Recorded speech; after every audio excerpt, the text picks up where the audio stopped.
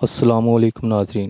اچانک ایک شخص سوار دوڑتا ہوا آیا اور بلند آواز سے عرض کرنے لگا، یا رسول اللہ، قریش مکہ نے اپنا عہد توڑ دیا۔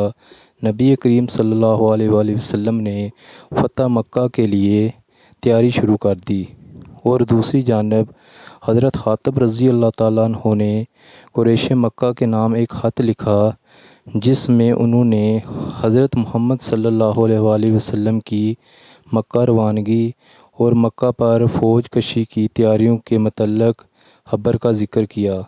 خاطب رضی اللہ تعالیٰ عنہ وہ خط ایک عورت کو دیا اور اس کو کچھ مال دیا کہ وہ یہ قریش مکہ تک پہنچا دے۔ چنانچہ اس عورت نے لے کر اپنے بالوں میں چھپا کر اوپر جوڑا کر لیا اور فوری طور پر مکہ کے لیے روانہ ہوئی۔ خاطب رضی اللہ تعالیٰ عنہ کے اس عمل کی خبر وحی کے ذریعے پہنچ گئی تو حضور صلی اللہ علیہ وآلہ وسلم نے حضرت علی بن ابی طالب رضی اللہ تعالیٰ عنہ اور حضرت مقداد رضی اللہ تعالیٰ عنہ یا حضرت زبیر بن العوام رضی اللہ تعالیٰ عنہ ان کو گرفتار کرنے کے لیے بھیجا اور فرمایا، اس عورت کو گرفتار کرو۔ خاطب رضی اللہ تعالیٰ عنہ نے اس عورت کے ہاتھ قریش مکہ کو خط لکھا ہے، جس میں اس نے ہماری تیاری وغیرہ کے متعلق ان کو ہوشیار کیا ہے۔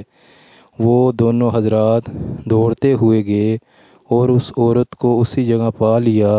اس عورت سے کہا کہ تیرے پاس کوئی خط ہے؟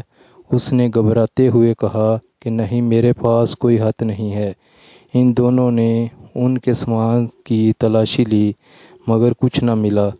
جب وہ نا امید ہو کر واپس جانے لگے تو حضرت علی رضی اللہ تعالیٰ عنہ نے اس عورت کو پرعزم اور ایمان بھرے قلب سے کہا، خدا کی قسم، رسول اللہ صلی اللہ علیہ وآلہ وسلم پر آنے والی وحی جھوٹی نہیں ہو سکتی۔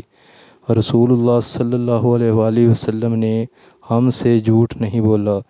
باخدا وہ خط نکالو ورنہ ہم تمہیں برہنہ کر دیں گے۔ جب اس عورت نے معاملے کی سنگینی اور ان کے چہرے پر آثار سنجیدگی دیکھی تو کہنے لگی، ذرا اپنا چہرہ پھیرو۔ آپ رضی اللہ تعالیٰ عنہ نے اس سے منہ پھیرا تو اس نے اپنے سر کے بالوں سے خط نکالا۔ حضرت رضی اللہ تعالیٰ عنہ کا چہرہ دمک اٹھا اور وہ خط لے کر حضور صلی اللہ علیہ وآلہ وسلم کی جانب روانہ ہو گئے۔ سبحان اللہ۔